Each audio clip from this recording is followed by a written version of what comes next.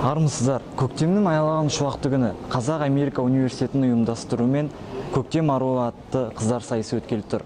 Бүгін 17 және 19 жас аралығындағы қыздар қатысады.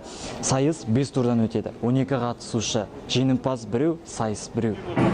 Биылғы 2019 жыл жастар жылы деп аталғанын сіздер білесіздер. Осыған орай Қазақ Америка университеті өз тарапынан жастарды осындай іс-шаралармен қолдап отыр.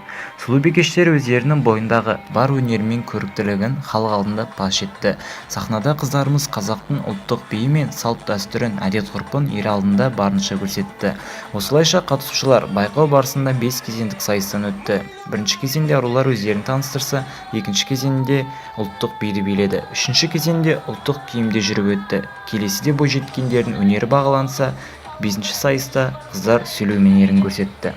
Қыздарымыздың барлығы көрікті, бірақ қазылар алқасының таңдауы 19 жастағы Нұрбаева Айданаға түсті. Титул королевы Кау Нұрбаевой Айдана.